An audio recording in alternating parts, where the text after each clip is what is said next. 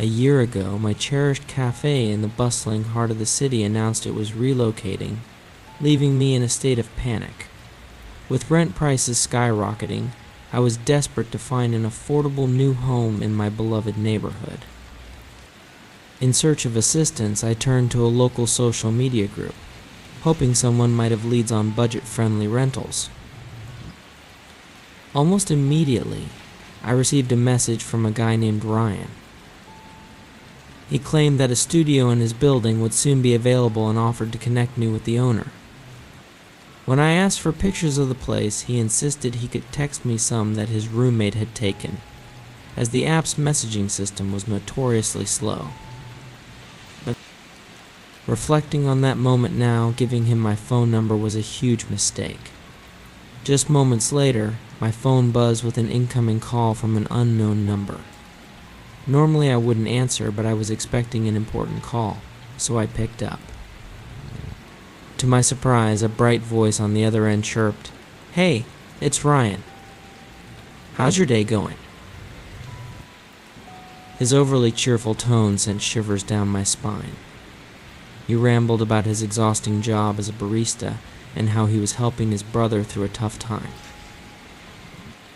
When I tried to redirect the conversation back to the apartment, he abruptly changed the subject, saying, "I don't think my brother would appreciate me talking to you, but I can keep it a secret, right?" A chill coursed through me. I quickly hung up, but almost instantly, my phone lit up with a barrage of texts from him, each one more urgent than the last. His insistence felt suffocating, like he was closing in on me. I promptly blocked his number, but he soon found me on social media and sent me a friend request, his friendly facade beginning to feel like a mask hiding something sinister. At 28 years old, I should have been fearless, but instead, a wave of dread washed over me.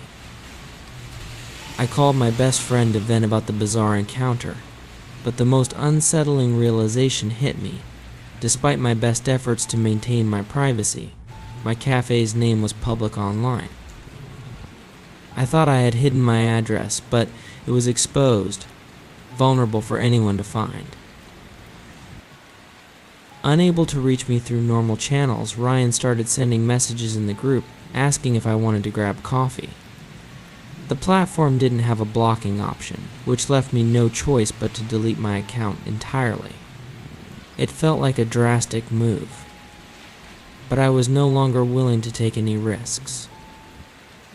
Just when I thought I was safe, about a month later, I heard a knock on my door one evening around 10 p.m.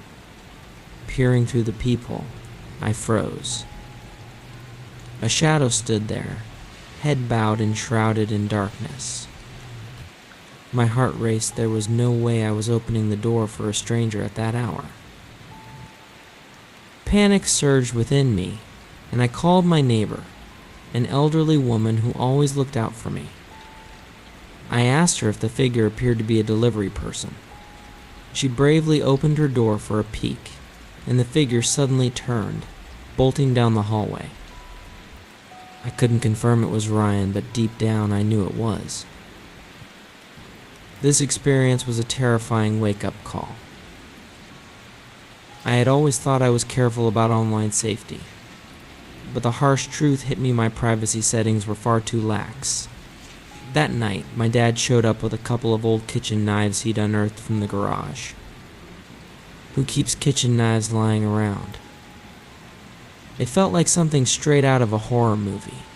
He suggested I hide them around my apartment, just in case.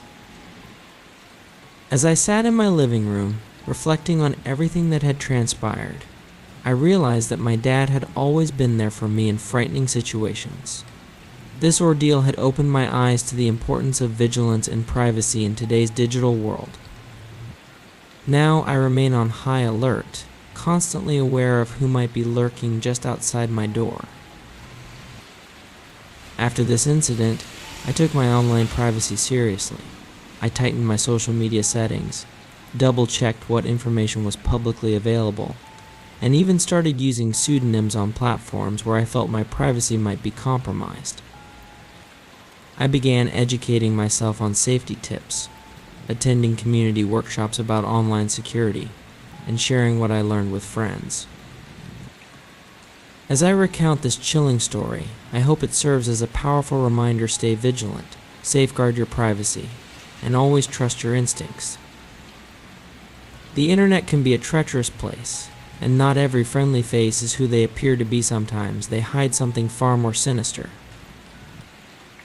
If you've enjoyed this story and want to hear more thrilling encounters and life lessons, don't forget to subscribe.